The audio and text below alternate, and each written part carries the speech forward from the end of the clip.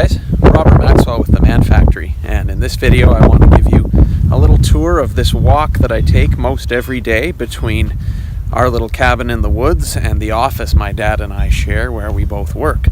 So I'm heading home for lunch right now, and as you can see around me here, spring is starting to break through the winter. It's March the 16th today, and winter's not quite done yet, but it is on the way out. This little pathway here leads to the pasture that my dad rents out to a beef farming friend of ours in the summer. We have cattle here in the summer, and the place really is very different when there's green grass around and when the trees have leaves. But even in the dead of winter, it certainly has its own beauty too. So I'm just crossing through the gate cribs here, and there's a big fat squirrel on this post. He's letting me get pretty close. In this particular area, over the last few weeks, there have been a whole lot of squirrels. I think they must have gone into a breeding frenzy or something, because there's at least 6 or 8 right in this little spot around here. Let's see how close he'll let me get here. Hey, buddy. Oh, there he goes. Look at you. Not scared at all, are you? So this is the second field out of the 3 fields that are on our property here. And this pile of limestone here is actually the pile that my dad had brought in. This is just scrap stone from a local quarry, but it's the stone that he's been using to build his stone house, and it's also the stone that I used to build the foundation pillars of my place, following in the family tradition. So the pathway gets a little bit rocky here. Not much of a path, just a small footpath I've beaten down by walking over the years. And there's a couple of rock cracks I've got to watch out for here, but I know exactly where they are, and I know to avoid them. Up here we're coming to a section of split rail fence. Actually, some of these rails aren't split, they're whole trunks. Been here for probably 80 years or more. And I just climb over this section of fence, and now I'm officially off of the cleared land and in the forest.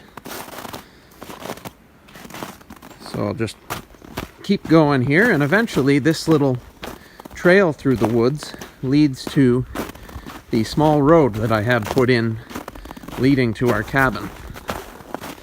You can see it just up ahead there in the clearing.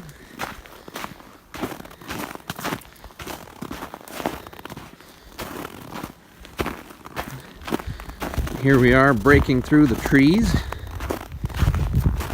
and this is our little driveway. It's a couple hundred meters long. Bailey Line Road, where we live, turns into a single lane trail over in that direction, which eventually leads down to a lake, and our driveway here sprouts off of that trail.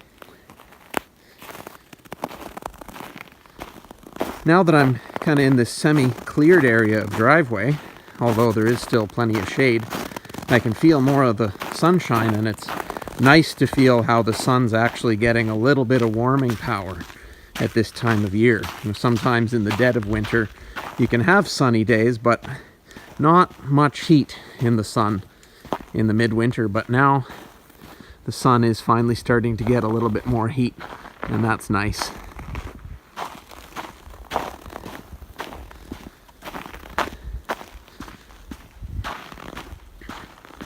Almost at the cabin now. Just another few dozen meters. And you can see we're pretty isolated in here. Trees in every direction.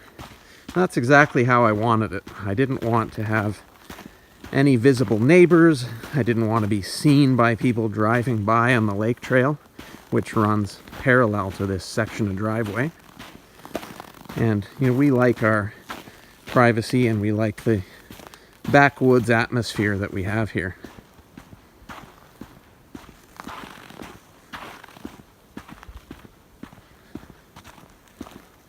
Here's our little parking area where guests and family park when they come for visits. And here's the cabin, which you've seen in other videos and articles. Our car parked out front here.